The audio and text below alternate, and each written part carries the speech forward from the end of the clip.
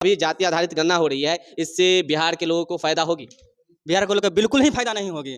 Server में issue इस है। वक्त मैं हूं झंझारपुर ब्लॉक में और मैं आपको बता दूं कि जातीय गणना को लेकर देख रहे हैं यहाँ पर स्टाफ और टीचर सभी एंट्री करने के लिए मौजूद है और यहाँ पर एक शिक्षक हैं, हम इनसे भी बात करेंगे और भी जो स्टाफ है उनसे बात करेंगे और जानेंगे कि जातीय आधारित जो बिहार में गणना होती है उसमें क्या क्या मुख्य समस्या होती है और यहाँ पर नेट की जो सुविधा है वो कैसी है और जातीय आधारित गणना में और भी क्या क्या समस्या की सामना करनी पड़ती है और इससे फायदा क्या है वो भी बात करेंगे और जानेंगे। जी सर, आप अपना परिचय देंगे। मेरा नाम राकेश कुमार हुआ और मैं शिक्षक हूं और यहां पर प्रखंड कार्यालय में निर्वाचन और जनगणना कार्य के लिए प्रतिनियुक्त हूं और ये सारा काम चार्ज पदाधिकारी के अधीन मैं उनका सारा काम देखता हूं और यहां पे जाति आधारित गणना का प्रथम फेज का काम समाप्त हो चुका है।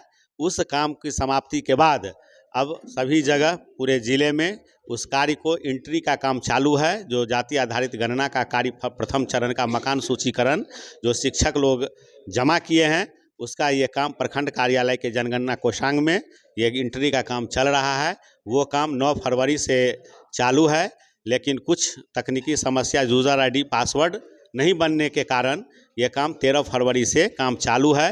लेकिन इसमें भी बहुत तरह की जैसे नेट सर्वर आदि की समस्या आ रही है, लेकिन फिर भी जैसे जैसे समस्या का निदान होते जा रहा है काम आगे बढ़ते जा रहा है। सर, मुख्य समस्या क्या क्या आती है जब जाति आधारित गणना करने के लिए गांव ग्राम या पंचायत में आप लोग जाते हैं? क्योंकि झंझारपुर ब्लॉक में बताया जा रहा है कि 17 पंचायत का भी कार्य यहाँ पे हो रही है, एंट्री हो रही है, तो मुख्य समस्या क्या क्या पहले हुई जब ग्राउंड पे गए तो, और अभी जब एंट्री कर रहे हैं तो यहाँ पर क्या क्या दिक्कत की सामना करना पड़ता है? देखिए, यहाँ पर खासकर कोई दिक्कत का सामना नहीं है। ये पूरे बिहार के सर्वर और सॉफ्टवेयर सिस्टम का समस्या है। जो ये सिर्फ झंझारपुर की ही समस्या नहीं है, पूरे बिहार लेवल की समस्या है।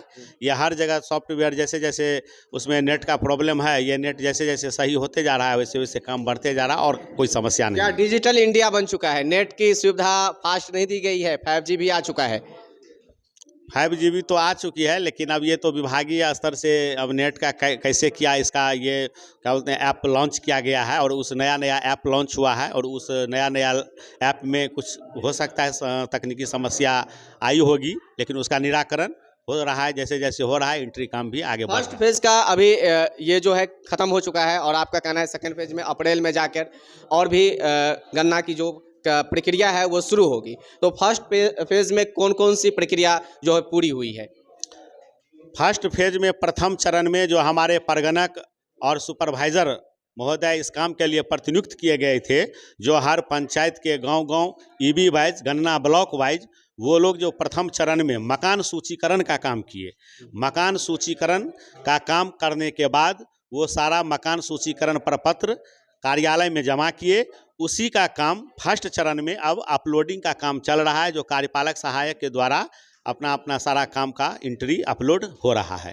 तो चलिए, और भी यहाँ पे स्टाफ हैं, टीचर हैं, हम उनसे बात करेंगे और जानेंगे। यहाँ पर एक मैम है, चलिए बात करते हुए जानते हैं। मैम, अपना परिचय देंगे। प्रियंका कुमारी, कार्यपालक सहायक झंझारपुर। आप बताएंगे कि आप एंट्री अभी कर रही है, ग्राउंड पे भी आप लोग गई थी क्या?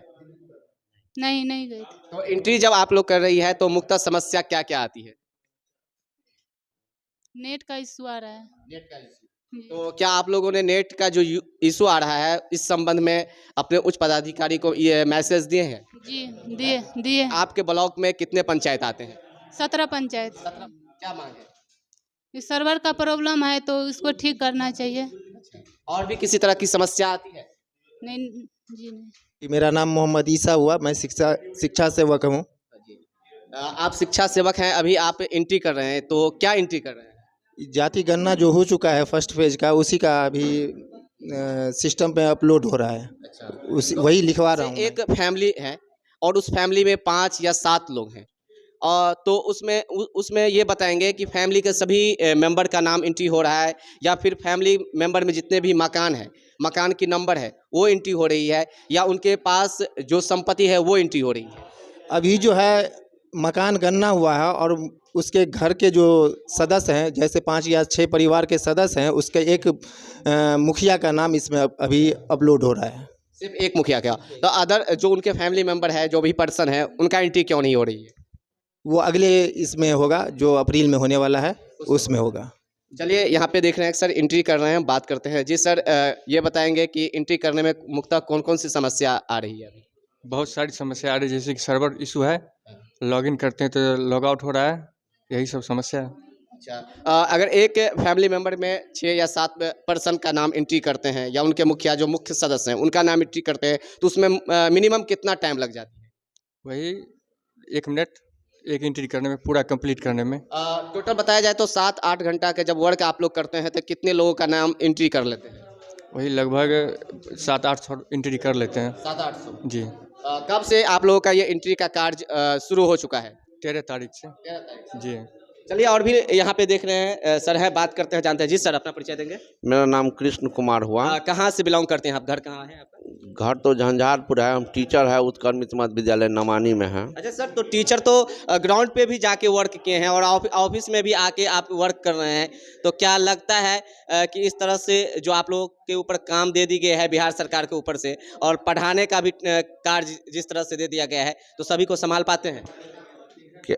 कुछ जनगणना जो हुआ था तो मेरा नाम परगणक में भी था, और यहाँ हम ऑफिस में जाति आधारित गणना का भी ऑफिस का काज करते हैं, और किसी तरह तो हम सारा काज कर लिए हैं, और अभी तो फिलहाल एंट्री हो रहा है, तो एंट्री में मेरा नाम गया है तो एंट्री करवा रहे हैं। तो क्या सर आपका जैसे ग्राउंड पे भी, ऑफिस में भी और स्कूल में टीचिंग का भी वर्क दिया गया है, तो सभी काम को कर पाते हैं? नहीं, एक साथ कैसे होगा? यहाँ ऑफिस में है तो ऑफिस का काम करेंगे, टीचर स्कूल में रहते हैं तो बच्चे को पढ़ाते तो हैं। क्या लगता है इस तरह से अगर बिहार सरकार काम दे देंगे शिक्षक को, तो वो बच्चे को अच्छी शिक्षा मिल पाएगी? नहीं, लेकिन लेकिन आपका काम होनी चाहिए कि बच्चे को शिक्षा दे, न कि जातीय गणना करे, न कि एंट्री में आके भाग ले। नहीं, सरकार का काम है शिक्षक से सिर्फ शिक्षा ही लेना है, लेकिन सरकार का सब काम तो टीचर ही करता है ना। तो टीचर का कहीं ना कहीं लग नहीं रहा है कि शोषण हो रहा है? अब तो क्या कहें, इस पर कुछ नहीं कहेंगे हम।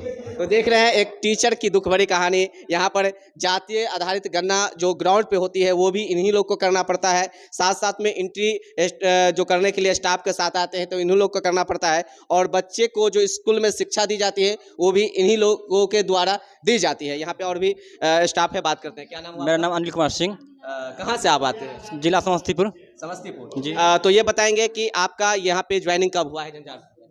17 फरवरी 2020।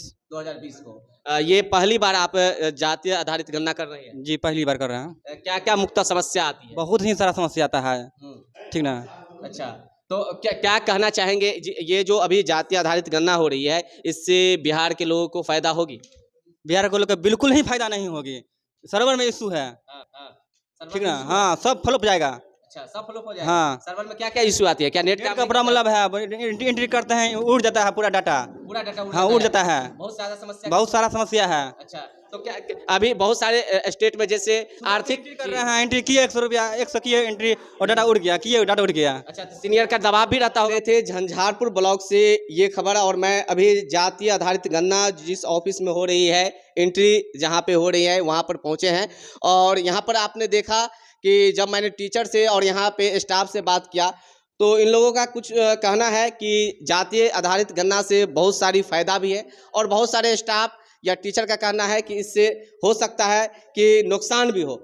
लेकिन मैं आपको बता दूं, जिस तरह टीचर को ग्राउंड पे भी जातीय आधारित गणना करना पड़ता है, हर घर कॉपी कलम लेकर नाम एंट्री करना पड़ता है, कॉपी पे डायरी पे चढ़ाना पड़ता है, उसके बाद उनको ब्लॉक आकर यहाँ पर सिस्टम पे अपलोड करना पड़ता है, एंट्री कराना पड़ता है, और उसके बाद बच्चे को शिक्षा भी उन्हीं को देना पड़ता है। तो कहीं ना कहीं आप कह सकते हैं, अगर शिक्षक से 3-3 काम बिहार सरकार लेंगे तो क्या बिहार की शिक्षा व्यवस्था सरकारी स्कूल में सुधर पाएगी, या फिर उसी तरह चलेंगे जिस तरह की आप देखते हैं ग्राउंड पर बहुत सारी स्कूल के बच्चे की हाल। स्टेट की बात करें तो बिहार स्टेट में अभी भी शिक्षा दर उतना नहीं है जितना कि अदर स्टेट में है, लेकिन अगर शिक्षा की स्थिति सुधारना हो तो शिक्षक को अच्छी से अच्छी शिक्षा विद्यालय में देनी पड़ेगी, उन्हें ज़्यादा से ज़्यादा बच्चों के साथ वक्त गुजारना पड़ेगा, तब जाके बिहार के जो गवर्नमेंट स्कूल के शिक्षा व्यवस्था है उसमें सुधार हो पाएगा। आप देख रहे थे झंझारपुर ब्लॉक से, आपको ये न्यूज़ कैसा लगा कमेंट करके बताएंगे। बहुत बहुत धन्यवाद।